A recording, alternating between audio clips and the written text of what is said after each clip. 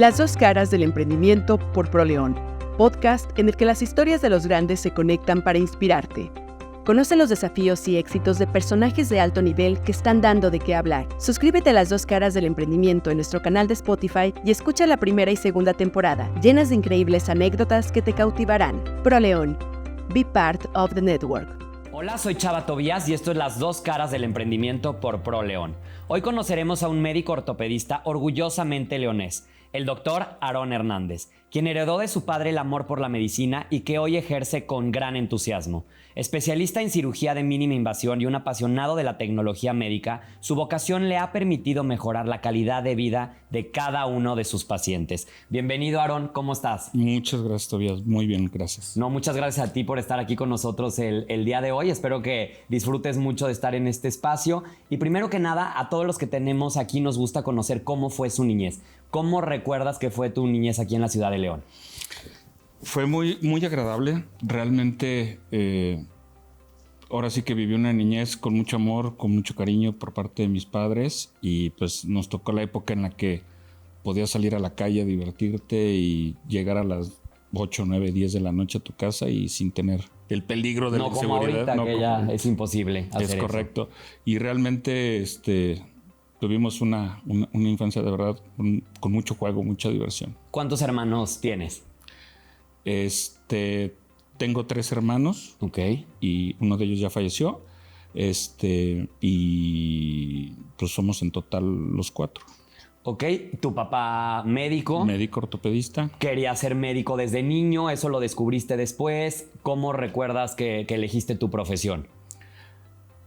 Yo creo que gran parte de haber decidido el estudiar ortopedia es porque escuchaba a mi padre llegar a la casa y platicarnos precisamente cómo le había ido en el trabajo. Sí. Y me empezó a interesar esa situación en la que él llegaba y podía explicarnos qué hacía, cómo lo hacía, y a veces, en muchas ocasiones, el agradecimiento del paciente, ¿no? Entonces eso se sentía muy bonito. Uh-huh. Y eso yo creo que principalmente fue que me empezó a meter esa espinita por querer ayudar, ¿no? Claro. ¿Recuerdas algún momento en específico que tu papá llegara a tu casa, que les platicara de algún caso de algún paciente, que ahí te generara como ese sentido de admiración por lo que él hacía? Sí. ¿Sigue ejerciendo? Y él ya no. Ok. Él ya no ejerce, él ya prácticamente vive de las rentas. Ok. Pero qué bueno. Sí. Pero realmente sí recuerdo, por ejemplo, todos los viernes eran días de estar en casa en familia. Uh-huh. Cuando él llegaba y era el único día que nos podíamos desvelar. Entonces, pues obviamente mi mamá nos bajaba a cenar con él y escuchábamos sus pláticas. Y pues, había muchas veces que nos quedábamos, a veces se cansaba mi mamá, mis hermanos se subían. Sí. Y yo me quedaba con mi papá hasta las 2, 3 de la mañana, 4 de la mañana platicando de todo lo que le había pasado. Sí, y ahí te empezó a contagiar de todo. Es correcto. La figura de tu mamá, porque platicamos de tu papá que se dedicaba a lo mismo que tú estás haciendo ahora, pero no podemos dejar a un lado a la figura que es tu mamá. ¿A qué se dedicaba? Mi mamá, ama de casa. Okay. Y siempre estuvo ahí con nosotros. Okay. O sea, era la mamá de la chancla que te aventaba y le atinaba. y siempre estuvo ahí, obviamente, mi mamá todo el tiempo, todo el día. Y la verdad, pues siempre estuvo ahí para nosotros. Con ustedes y también con tu papá, porque sin duda, pues también la profesión de ser médico, pues conlleva muchos sacrificios y sobre todo también en la parte familiar.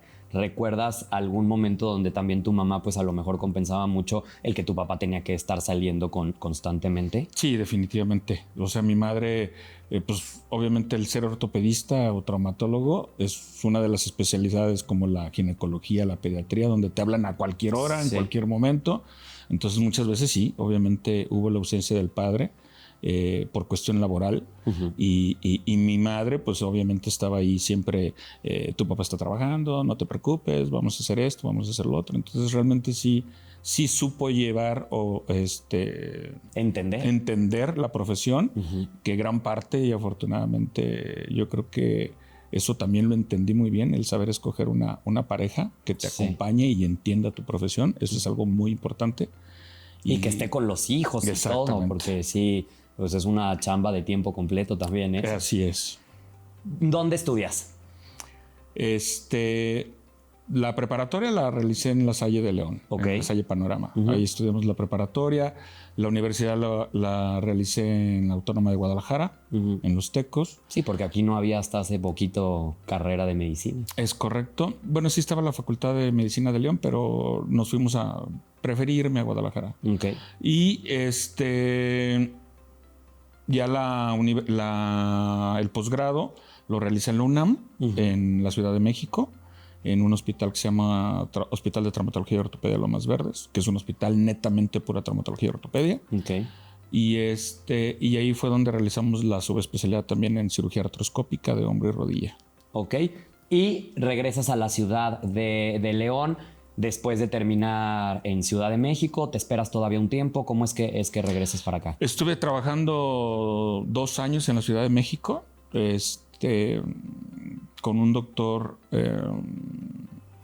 allá en la ciudad, y luego ya después de que terminé de trabajar con él me vine a la Ciudad de León ya a ejercer, ya a sentar cabeza aquí en mi ciudad, y de ahí para acá a la fecha aquí estamos. ¿Qué es lo que más disfrutas de tu especialidad? La cirugía. Okay. Definitivamente es lo que más me apasiona. ¿Por qué? Porque el poder resolver un padecimiento o ayudar a una persona que se encuentra fracturada o que trae algún problema de salud y que lo puedes ver evolucionar de estar adolorido, con molestia, de no poder hacer sus actividades deportivas o su vida normal, sí. a el proceso de operarlo y llevarlo en conjunto y poderlo regresar a sus actividades físicas, es lo que más me apasiona y me gratifica en el corazón, el poder ayudar de esa forma. ¿Has tenido algún caso? Sí, bueno, sin duda has tenido muchísimos, pero algún caso que recuerdes que te haya marcado porque a esta persona le haya cambiado completamente la vida el haberse realizado una cirugía? Pues tengo muchos casos, la verdad. Yo creo que los casos que más te llaman o te marcan la atención, pues son más bien los casos en los que no te fue tan bien con el paciente. Yo creo que los casos de éxito son los casos que aunque te dejan aprendizaje y enseñanza, los casos en los que caes es en los que más aprendes, sí, y te ayuda a levantarte y a perfeccionar lo que viviste en esa ocasión para que no vuelva a suceder. Yo creo que eso es lo que más enseñanza te deja. Ok.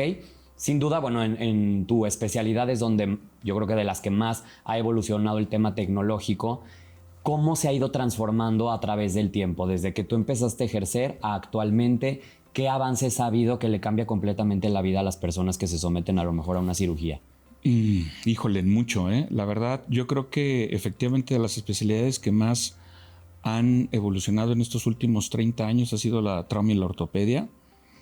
Precisamente uno de los factores que influyeron en mi caso fue esta asociación de osteosíntesis a nivel internacional, donde se le empezó a dar el estudio a la osteosíntesis, o sea, al tratamiento de las fracturas, donde precisamente las técnicas quirúrgicas y los implantes que han venido evolucionando han ayudado a que el paciente se recupere más rápido, tenga menos dolor, mínimas incisiones, para que entre menos daño hagas al paciente, sí, de por sí ya tiene un daño traumático y eso le agregas todavía el daño quirúrgico, pues es doble. La recuperación es muy larga. Obviamente. Entonces, al final del día, el acortar esa herida, el hacer heridas de mínima invasión que te permiten dañar menos al paciente, genera una recuperación más pronta en el paciente y menos dolor también. Entonces, esas nuevas técnicas realmente nos han permitido el poder ayudarles a mejorar su nivel de vida y calidad de vida, definitivamente. Ok. Con todos los invitados que hemos tenido, sobre todo últimamente aquí en este espacio de diferentes profesiones, obviamente todos, hemos tocado el tema de la inteligencia artificial. ¿De qué manera esta nueva tecnología ha invadido o se ha hecho parte en tu profesión? Pues prácticamente es en todo. Como dice la historia, adáptate o muere. Sí. Entonces, gran parte de la inteligencia artificial es adaptarte a la nueva tecnología que al final del día te ayuda a ser más preciso, más exacto, a ser perfectible en tu técnica quirúrgica y a minimizar el grado de error. Entonces, realmente la planificación, por ejemplo, preparatoria que se hace en 3D, en modelos anatómicos, en computadora o inclusive el uso de robot, bueno, pues te ayudan precisamente a disminuir ese grado de error. Que luego muchas veces, hace 10, 15, 20 años, probablemente era a juicio del médico y pues yo creo que por aquí va, ¿no? Y lo hacías a prueba-error.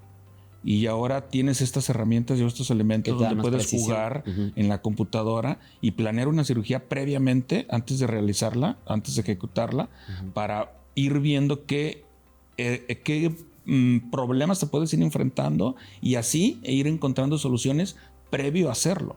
Entonces eso ayuda prácticamente a que nos permita mejorar la técnica quirúrgica y obviamente eso se va a traducir en el beneficio del paciente. Y digo, para quienes están viendo y están escuchando esta entrevista, el uso de las máquinas en las cirugías no es de que no intervenga el médico, porque luego se puede llegar a pensar también eso con otros invitados que también hemos tenido en este espacio, que se piensa que a lo mejor ponen al paciente, le pican y ya lo operan. Eso no existe, eso nada más existe en las películas de ciencia ficción. Definitivamente. Cualquier robot o inteligencia artificial que exista, realmente siempre hay un dedo que lo manipula. Y obviamente es el humano, que tiene que manejar las variables que necesita la inteligencia artificial para poderte dar un pronóstico o poderte ayudar a tomar una mejor toma de decisión. Y obviamente eso ayudaría a minimizar el error. Entonces, sí, definitivamente es primordial ya el hacerlo parte de tu vida diaria. Ok, ¿qué cambios te gustaría ver en la medicina actualmente? A lo mejor reglas, normas que ya están anticuadas, que se deberían de cambiar, leyes incluso. No sé si hay algo así como muy en específico, sobre todo en tu especialidad. Pues realmente ahorita está muy en boga lo de la residencia médica, donde se encuentra el acoso laboral y toda esa parte. Yo creo que al final del día esta situación sí debe de ir disminuyendo, puesto que antes era la educación demasiado militarizada y de rangos. Entonces no podías el R1 no podía hablarle al R4 porque pues, no tenía el derecho de hacerlo, ¿no? O sea, ese tipo de situaciones creo que no deben ya de seguir permitiéndose, sino al contrario, la enseñanza es para mostrar el conocimiento adquirido y poderlo compartir, porque eso va a ayudar a que la siguiente generación sea mejor que la anterior. A ti te tocó así, o sea, sí fue Sí, así de la vieja escuela. Tu formación. Sí, yo no le podía hablar al R4, tenía yo que hablarle al R2, al R2, al R3, al R3, al R4, o sea, tenía que ser respetar la jerarquía y etcétera. Sí, que te impide empaparte de todo, ¿no? Al final, pues también quieres aprender de cualquiera, no solamente de uno. Entonces sí costaba trabajo esa parte, ¿no? O castigos, guardias de castigo, donde te dejaban más de 36, 40 horas internado en el hospital, atendiendo a los pacientes. Entonces realmente a veces ni tiempo de comer y todo. A mí me tocó esa vieja escuela todavía y en algunos lugares todavía lo siguen haciendo. Entonces eso es lo que me gustaría que cambiara, ¿no? Realmente yo creo que deberíamos de ser más empáticos en ese aspecto y realmente transmitir el conocimiento de una manera más empática. Y ahora que tú estás ya del otro lado, que seguramente también te tocan quienes están haciendo sus prácticas aquí en el hospital, ya lo haces de esta forma. O sea, les permites que se empapen de todo lo que es tu profesión. Efectivamente trato, me costó a mi trabajo porque a mí me tocó esa parte de transición de venir de una escuela, de la vieja escuela, y ver el cambio y ser parte del cambio. Y es difícil romper, sí. Es difícil romper los estigmas o los paradigmas que viene uno cargando durante tanto tiempo y darte cuenta que lo que viviste probablemente no fue lo mejor. Obviamente te ayudó a ser lo que eres como persona ahorita o profesionista, pero yo creo que hay formas de saber llevar el conocimiento a cabo sin tener que afectar o violar, por ejemplo, la seguridad o la integridad de una persona, ¿no? Tanto desde el punto de vista psicológico, moral, etcétera, ¿no? Entonces, esa parte de ese cambio sí me ha costado. Al principio sales de la escuela y lo quieres hacer así y te vas dando cuenta con el tiempo y con los años que no es lo más adecuado y vas adaptándote, así como en la tecnología, Sí. a poder mejorar, ser una mejor persona, un mejor profesionista y poder transmitir lo que sabes a los demás. Y también a los pacientes, ¿no? Ahora que también mencionas esto, muchas veces también el médico se vuelve frío a la hora que entrega un diagnóstico a un paciente. ¿Cómo mantienes esa calidad y esa calidez con quienes vienen a atenderse contigo? Híjole, pues sí es muy difícil. Sí. La verdad, yo estuve en el hospital donde te comento que estuve en el Hospital de Traumatología y Ortopedia de Lomas Verdes. Realmente ahí estamos en unidad de choque. Y tenemos que tener, yo creo que una bipolaridad en el paciente, porque a veces necesitas tener la mente fría para toma de decisiones. O sea, ahí no te puedes tentar el corazón de, ay, ¿y cómo lo resuelvo? Y ponerte a pensar en que si está bien o está mal. No, o sea, tienes que actuar porque está en peligro la vida del paciente. No te da tiempo ni siquiera de dar explicaciones. No. Ya que terminas de resolver eso, que baja la adrenalina, que baja todo, entonces ahora tienes que cambiar tu cara y empatizar con el paciente para poderle llegar y explicarle lo que realmente sucedió o por qué tomé esa decisión para poder salvar al paciente. A veces tienes que sacrificar unas cosas para beneficio de otras. Y eso es lo que también le cuesta trabajo al paciente a veces entender, pero esa comunicación o ese binomio es lo que más importa para que el paciente pueda entender el por qué actuaste de esa forma, ¿no? Otra vez regresando al tema de los casos, platícanos algún caso en el que hayas tenido que tomar una decisión así de difícil, sobre todo para salvar la vida del paciente, que yo sé que sin duda has tenido muchísimos a lo largo de tu carrera. Pues yo creo que realmente uno de los casos que más me quedó marcado en la especialidad fue un albañil que se cayó como de 5 metros y llegó con una varilla atravesada de lado a lado en el abdomen. Sí. En esa ocasión nos tocó estar ahí en unidad de choque. Y sí fue un tema porque el paciente casi llegó caminando con la varilla atravesada, Sí, ¿no? todavía en shock. Sí, o sea, de que pues ayúdenme, ¿no? O sea, y consciente y todo, o sea, algo que tú dices. Sí, que si lo ves no lo crees. O sea, que si lo ves yo creo que en una serie de esas de hospitales, dices, esto nada más pasa en la ficción, nunca pasaría en un hospital. Y es real, exactamente. Entonces, el actuar y después ver al paciente volver a la consulta y estar bien, eso es lo que te digo que dices, wow, no sabes en la que nos metimos y bueno, salimos avantes, ¿no? ¿Y salió bien? Salió bien, sí. Ahí lo que hicimos fue cortar la varilla y meterlo a quirófano a hacerlo una laparotomía exploradora.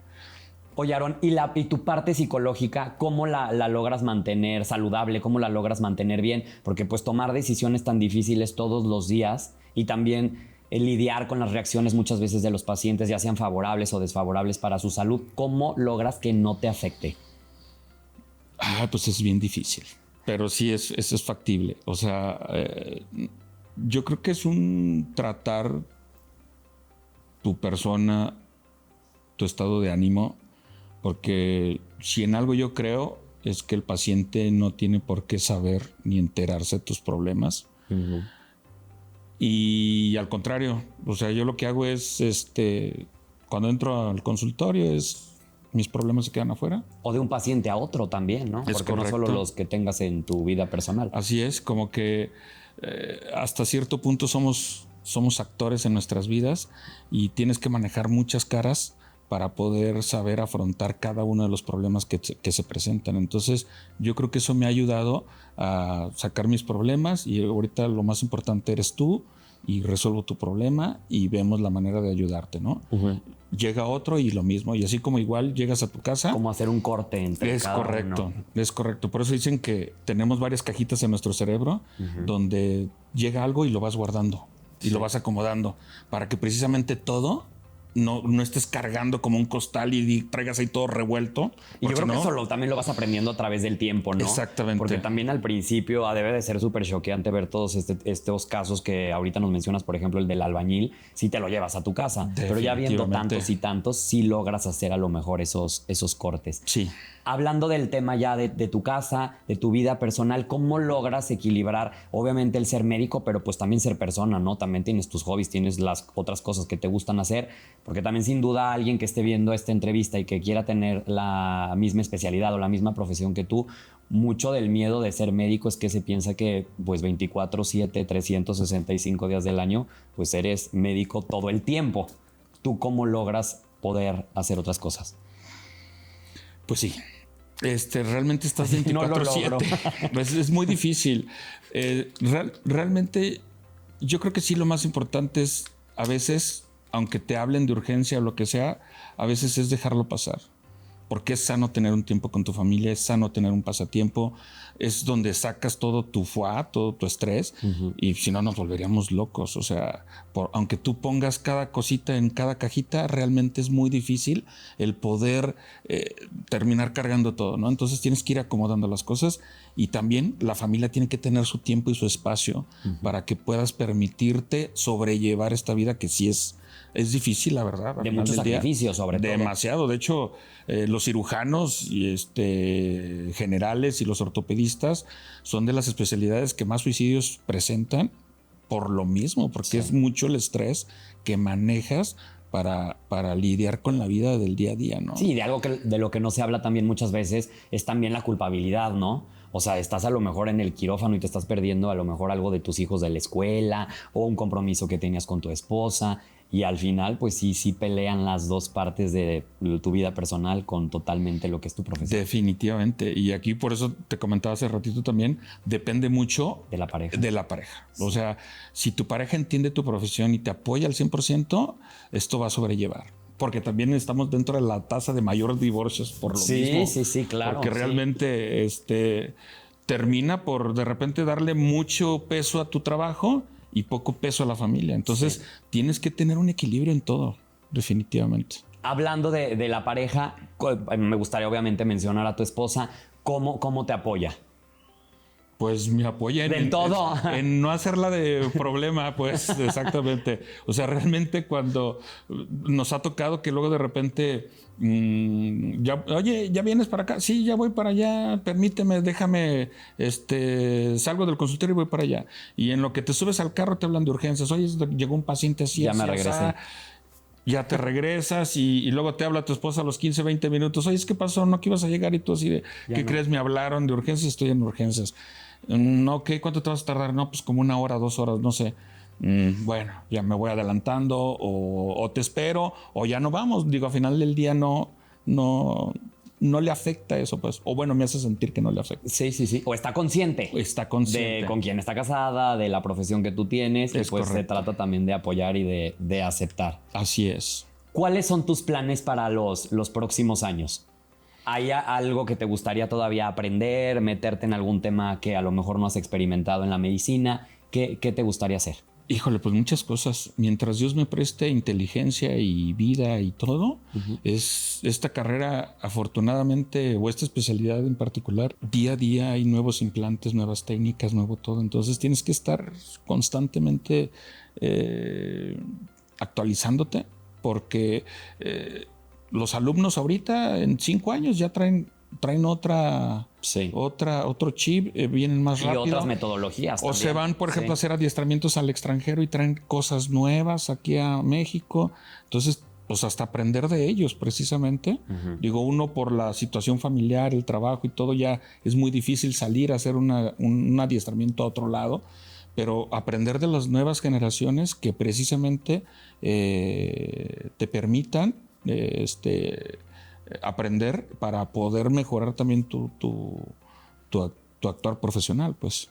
Oye, Aaron, y en el tema de la prevención, con los pacientes que tú recibes en el día a día, ¿qué podría hacerse antes para prevenir a lo mejor en ciertos casos que tú recibes ya tener ese padecimiento? Híjole, pues, ¿qué crees? Que el 80% de los padecimientos son previsibles. ¿Sí? Sí, la mayoría de los padecimientos ortopédicos. Porque tiene que influir la obesidad, la falta de ejercicio, sedentarismo, etcétera. Entonces muchas cosas se pueden modificar dedicándote a una buena alimentación, ejercicio, fortalecimiento, etcétera.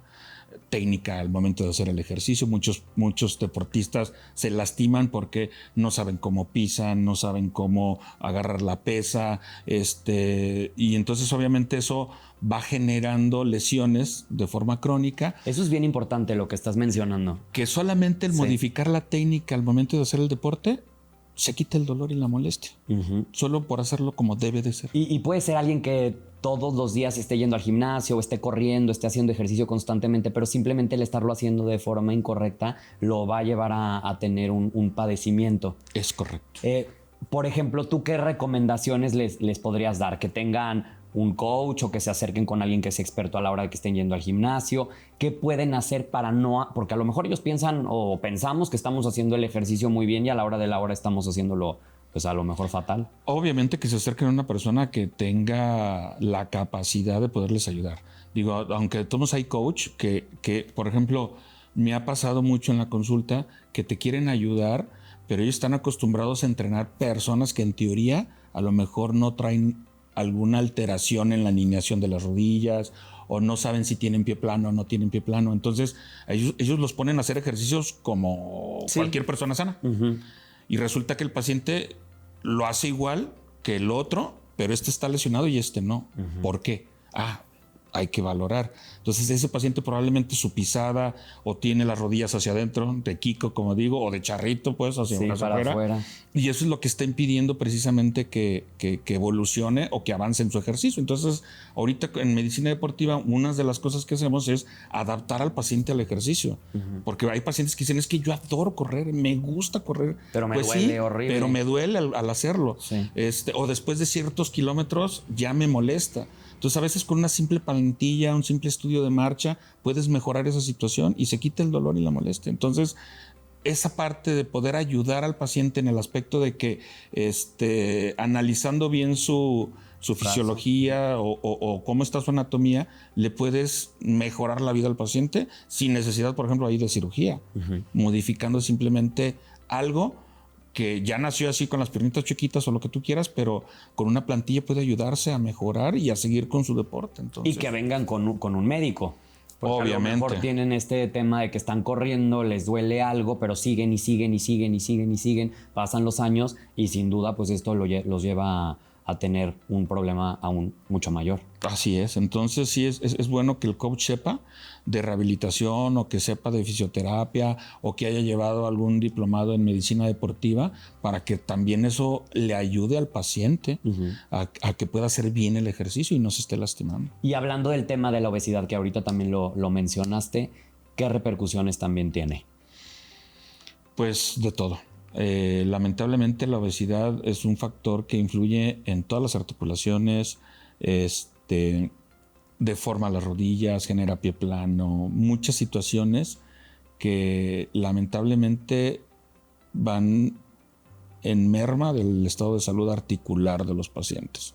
Yo creo que principalmente afecta más en las articulaciones, en la lumbalgia obviamente ni se diga, pero sí es un tema muy importante que luego a veces el paciente va a la consulta y dice, nomás vine a la consulta que me dijera que bajara de peso, pues ya sabía que había que bajar. Pues sí, pero es gran parte del tratamiento para que no te duela. Sí. O sea, hemos visto pacientes que bajan 10, 15 kilos y es el mejor analgésico, les deja de doler. Totalmente. Sí. Así es. Y como que piensan que nada más es algo superficial, ¿no? Así es. O sea, como de, pues a mí no me importa, yo no tengo un tema de a lo mejor estar más llenito. Exactamente. Y al final eso acaba afectando completamente su salud. Así es. ¿Qué consejo, antes de pasar a la dinámica que tenemos preparada para ti, qué consejo te gustaría darle a quienes quieren estudiar una especialidad en ortopedia, en traumatología? Bueno, pues que si quieren estudiar, olvídense de ustedes mismos. Yo creo que lo principal es preocuparse por el paciente y probablemente ya que hayas logrado ese estatus de estar bien con tu comunidad, con tus pacientes y todo, probablemente ya preocuparte a lo mejor en formar una familia, en hacer algo más. Pero yo creo que lo principal es preocuparte por realmente los pacientes. Sí. Al final del día yo creo que ese es porque son nuestros jefes, pues, y son las personas a las que hay que ayudar. Yo creo que algo que muchas veces a los médicos nos sucede es que pensamos más bien en nosotros, en el amor propio. Sí. Y lamentablemente está pasando cada vez más esta situación, cuando antes yo creo que lo más importante es pensar en el bien común. El otro, sí. Para que tu propio bien personal fluya. Entonces yo creo mucho en eso. Cuando tú das, es cuando más recibes. Sí. Sí. Y cuando eres más egoísta es cuando precisamente menos recibes. Es karma, literal. Definitivamente. Entonces, yo creo que gran parte de esto es hacer eso. El pensar en el prójimo para que se regrese todo a ti. Perfecto. Vamos a hacer un corte y regresamos con la dinámica. Listo, Aaron. Regresamos a la dinámica de la tercera temporada de Las Dos Caras del Emprendimiento. ¿De qué se trata? Esta tómbola le vamos a sacar 10 pelotitas. El chiste es conocerte más. Hay preguntas del público, hay preguntas que hicimos nosotros, hay mito y realidad. Vamos a ver qué es lo que te sale. Perfecto. ¿Listo? Adelante. Súper. Si quieres las vamos acá. Mira, primero vamos a darle una vuelta, a ver si no se salen todas. Ahí está. Y vamos sacando una por una. Ok. La que tú quieras. Perfecto. Ahí está, perdón. Lo leo yo como... Ya la leo. A ver. La primera dice: ¿qué harías diferente si pudieras volver a comenzar tu carrera? Nada. No haría nada diferente. ¿Nada? Nada diferente. Súper, se vale. Cualquier respuesta es válida. Vámonos a la segunda. A ver. Apurada. Y esta dice: ¿qué tipo de lesiones o condiciones tratas con mayor frecuencia? Y es que hay de todo, va. Sí, pues mira, la cirugía articular es de lo que más vemos en la consulta. O sea, lesiones de ligamento cruzado, lesiones de menisco y lesiones de cartílago principalmente. Desde el punto de vista ortopédico y desde el punto de vista traumático, pues todo. O sea, traumático es todo lo que es fracturas, pues, o luxaciones. O sea, eso pues realmente en general, de estas tres articulaciones, hombro, cadera y rodillas, de lo que más vemos. Ok, perfecto. Vámonos a la tercera.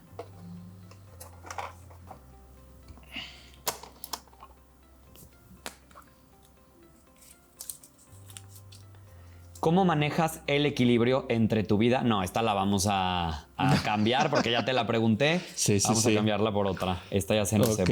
Era ya. ¿Cómo logras mantener el equilibrio entre tu vida personal y la profesional? Ah, ok. La tercera va a ser otra. A ver. Esta dice... Este debe ser un caso, sí. Un adolescente de 14 años tiene dolor en rodillas y tobillos, especialmente después del deporte. ¿Cómo distinguir entre dolor de crecimiento y un problema ortopédico? Ok. 14 años es difícil saberlo, porque si es masculino, obviamente está en la fase de crecimiento rápido de su adolescencia. Entonces realmente sí puede ser un dolor, digamos, de crecimiento por las fisis.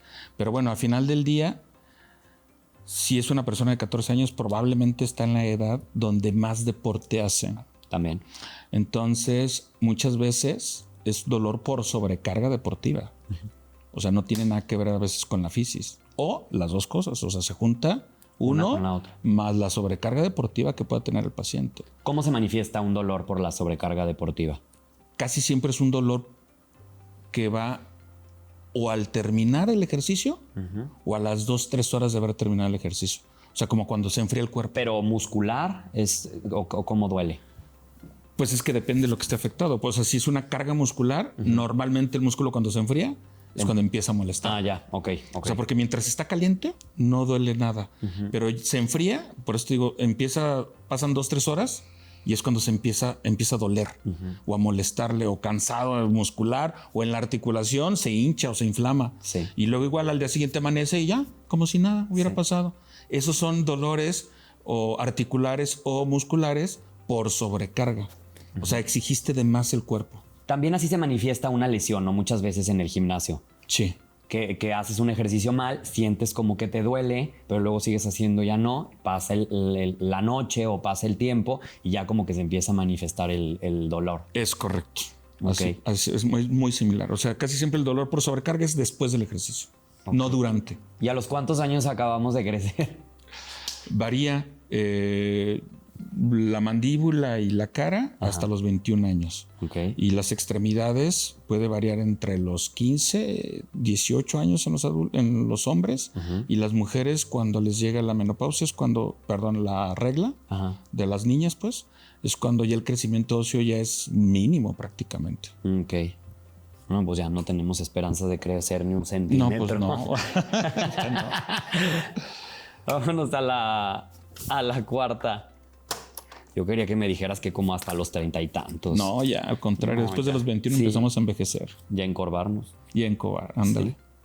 Caminar con tacones. Esta está buena, sí. Caminar con tacones altos daña la columna y las rodillas. ¿Eso es un mito o una realidad? Realidad. ¿Sí? Sí, es una realidad. De hecho, lo ideal es que sean tacones de no más de 3 a 5 centímetros. No, y ya los que venden ahí yo creo que hasta de 10. No, pues los de punta de aguja, esos son los que principalmente afectan la columna y las rodillas. Y para las que les gusta utilizarlos de diario y unos taconzotes así de este vuelo porque están chaparritas, ¿cuáles son las consecuencias de eso? A lo mejor no lo sienten el primero, el segundo año, pero a la larga, ¿qué pasa? Pues se genera algo que se conoce como hiperlordosis lumbar. Normalmente cuando usas un zapato de tacón, tu centro de gravedad lo adelantas. Entonces tienes que generar una hiperlordosis en la espalda, o sea, como enderezarte. Sí. Y eso genera más esfuerzo lumbar y eso pues termina generando dolor lumbar. Y también he escuchado que luego ya no se pueden poner zapato, o sea, plano, porque también les duele como se acostumbró el pie, yo creo que al tacón. Es Eso correcto. También es una realidad. Sí, porque al final del día se acorta el tendón de Aquiles. O sea, los gemelos terminan en el talón formando el tendón de Aquiles. Entonces, cuando tú duras mucho tiempo de puntas, mantienes mucho tiempo contraído el tríceps ural y eso genera que con el tiempo se vaya cortando. Por eso es que luego de repente usan zapato de piso y les genera dolor. Sí. Se cansan. ¿Por qué? Porque al momento del zapato de piso alargas algo que acortaste, entonces pues esa tensión les genera dolor. ¿Y cómo se regresa?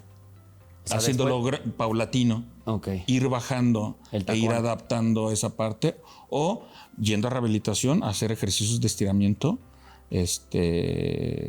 del tríceps ural para que disminuya esa molestia. Órale, qué interesante. Vámonos a la quinta.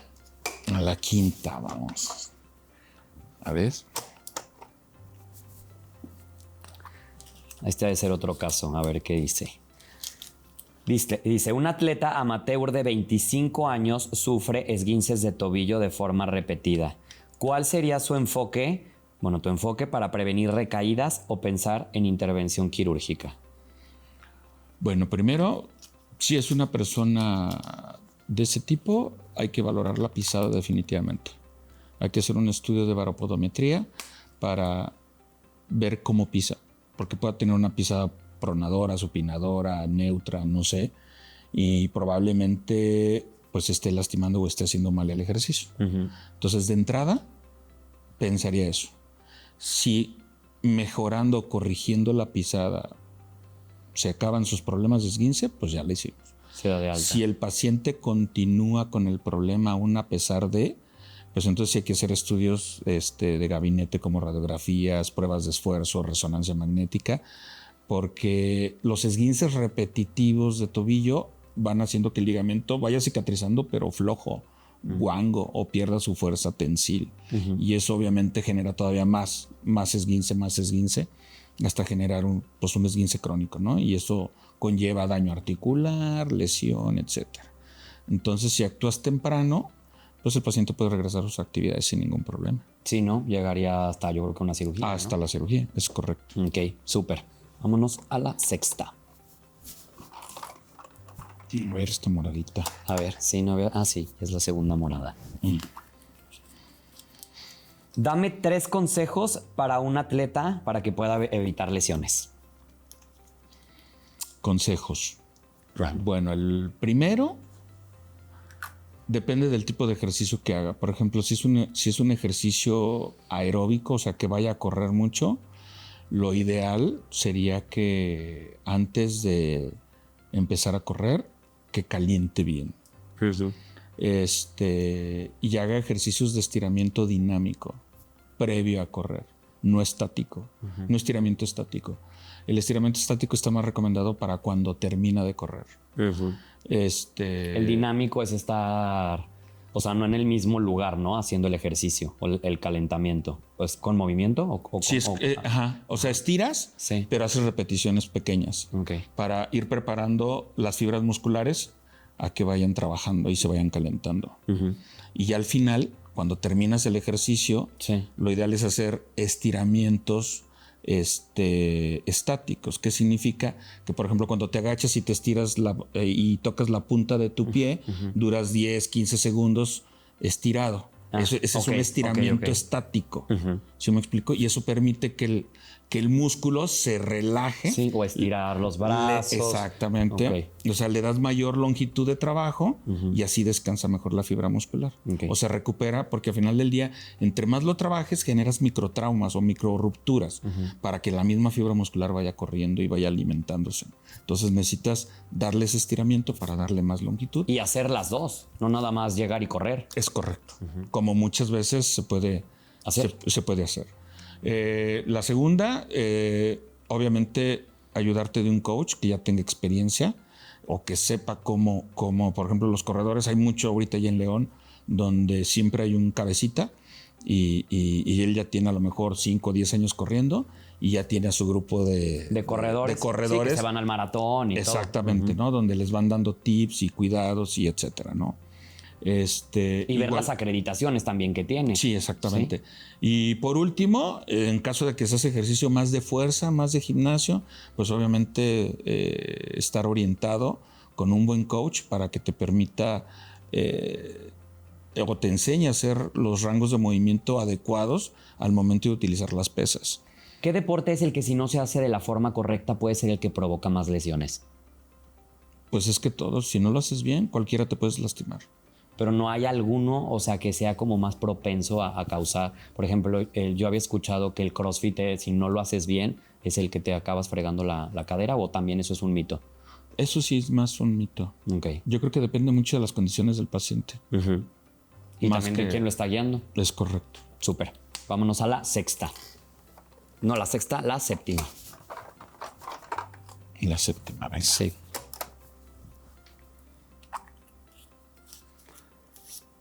Dame 3 lesiones deportivas más comunes. Lesión de ligamento cruzado, lesión de meniscos y lesión de cartílago. ¿Sí? Sí. ¿Por qué? Digo, se pueden manejar. ¿Cuál es como la causa más común? Pues es que prácticamente, bueno, primero las mujeres tienen una modificación anatómica o una variante anatómica donde el espacio por donde está el ligamento cruzado es muy pequeño. Entonces genera más roce o más fricción y va terminando, el hueso, el mismo hueso, va terminando como un cuchillito de palo. Lo va roce y lo va adelgazando hasta que se truena el ligamento, por ejemplo. Esa es una condición anatómica per se de la mujer. Sí. Y otra cosa que les pasa a las mujeres es que la mayoría de las mujeres tienen más genovalgo, o sea, rodillas hacia adentro, que los hombres. Y eso también es otro factor que influye en lesión del ligamento cruzado. Por eso es que también las mujeres padecen más este padecimiento que los hombres inclusive. Porque tienen estas variantes anatómicas que favorecen este tipo de lesiones. Entonces son las que yo, por ejemplo, a lo mejor más les recomendaría checar bien su pisada y todo para tratar de corregir esa parte y que no se lastimaran, ¿no? Y en el caso de las personas mayores, ¿tú qué les recomiendas para prevenir muchos de los temas que también se pueden enfrentar? Que, como bien lo decíamos, sin duda se dan inevitable por el paso del tiempo. Yo creo que lo más importante es el movimiento. El movimiento es vida, vida es movimiento. Entonces, dejar de ser sedentarios y hacer cuando menos ejercicios, tai chi, estiramientos. O hasta salir a caminar. A salir cuando menos a caminar media hora al día, yo creo que es lo más importante para mantener tus articulaciones lubricadas, porque una de las funciones de la articulación es que entre más movimiento, más líquido sinovial produce, o sea, más se lubrica la articulación. Sí. Comparado con menos movimiento. Entre menos movimiento, obviamente, se lubrica menos, se desgasta más. Ok. Porque la lubricación es lo que nutre al cartílago. Entonces el movimiento es la clave. Perfecto. Vámonos a la octava. Otra verde. Otra verde. Ahí está. Este debe ser otro caso. La veo grandota. Dice, no. Los suplementos como el colágeno previenen lesiones. ¿Esto es un mito o una realidad? Híjole. Es una pregunta difícil. Sí, o sea, puede ser sí y no. Es que, mira, realmente hay dos tipos de colágeno y la mayoría de las personas toman el colágeno hidrolizado. Eso es más para más las dermatológico, uñitas, para la cara, piel, cara, hidratación, cabello, etcétera, ¿no? Y está el otro colágeno que no es hidrolizado, que son péptidos que efectivamente llegan a nivel articular. ¿Sí me explico? Entonces, ese colágeno sí funciona para la articulación. Pero el otro no. O sea, si van al Costco y compran el colágeno hidrolizado, no les va a servir de nada. O sea, les va a seguir doliendo la rodilla, pero van a estar con su piel muy hidratada y muy bonita, sí. ¿No? Entonces, realmente sí es diferente. Y saber diferenciar también. Es correcto. Perfecto. Vámonos a la novena. Ya nos faltan nada más 2. Esta dice... Un futbolista de 21 años presenta una ruptura del ligamento cruzado. ¿Qué factores influirían en la decisión de operarlo de inmediato o iniciar un tratamiento? ¿Es profesional o no es profesional?